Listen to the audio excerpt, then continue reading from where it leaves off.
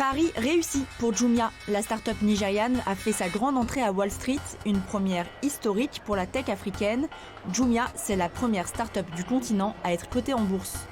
On est très fiers parce que c'est une belle réussite de la part de tous nos clients, de tous nos vendeurs, de toutes nos équipes. C'est une réussite collective et on est content aussi d'envoyer un signal fort au monde qu'en Afrique aussi, il y a des sociétés technologiques qui font des belles choses et qu'en Afrique se passe aussi de très belles choses. Donc c'est un message qu'on trouve évidemment très positif pour Jumia, pour tous les gens qui ont contribué, tous les clients, les vendeurs, les équipes qui travaillent dur tous les jours.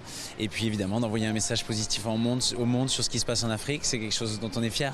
Avec des services disponible dans 14 pays, Jumia, la première plateforme d'e-commerce du continent africain, est née en 2012 dans un petit bureau à Lagos. Elle compte aujourd'hui 4 millions de clients actifs et a enregistré plus de 13 millions de commandes en 2018. Micro-informatique, électroménager, mode, billets d'avion, livraison de plats à domicile, des services à l'appel qui font de Jumia l'Alibaba africain. Et à la tête de Jumia Nigeria, une femme, Juliette Anama. Quelques jours à peine avant l'introduction en bourse, elle nous livrait à Lagos les clés du succès fulgurant de sa start-up. Nous ne nous sommes pas contentés de prendre quelque chose qui existait déjà et le reproduire en Afrique. Nous avons compris qu'il y avait des besoins et des caractéristiques spécifiques et que les défis étaient différents. Donc nous nous sommes adaptés, aussi bien dans la manière dont nous communiquons avec les vendeurs que dans la manière de gérer la logistique. Par ailleurs, l'autre raison de notre succès tient à la formation d'une équipe faite d'entrepreneurs. Il est primordial d'avoir des collaborateurs très ambitieux, impliqués dans leur travail et passionnés.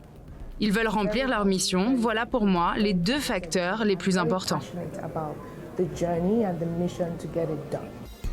De plus en plus d'investisseurs veulent faire partie de ce tourbillon technologique de demain. En 2018, 1,16 milliard de dollars a été récolté, dont plus de 300 millions au Nigeria. On parle déjà d'une année monumentale en termes de levée de fonds pour les startups africaines. États-Unis, Angleterre, France, une large partie de ces investissements proviennent de l'étranger.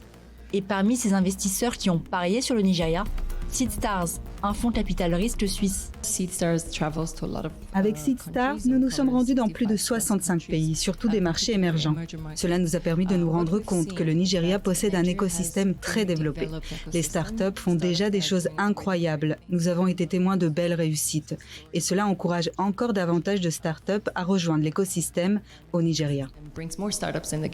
Véritable fleuron du pays, Lagos trace sa route de super mégalopole du futur, au point de devenir le carrefour économique de tout un continent.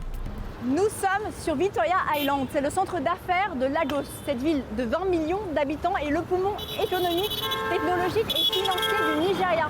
Entre culture entrepreneuriale et résilience sans faille, c'est ici que chaque année des jeunes Nigérians tentent de trouver la bonne idée pour créer leur start-up. E-commerce, agriculture, technologie financière, le marché est juteux pour répondre aux attentes d'un pays en passe de devenir le 3e pays le plus peuplé du monde. Quelques heures après son entrée en bourse, Jumia a vu son titre s'envoler de 30% et elle a réussi à lever près de 200 millions de dollars. Source d'inspiration pour les jeunes entrepreneurs ou nouvel argument pour convaincre les investisseurs étrangers d'emboîter le pas, avec cette entrée en bourse, Jumia apporte un vent nouveau pour le continent, un autre récit africain.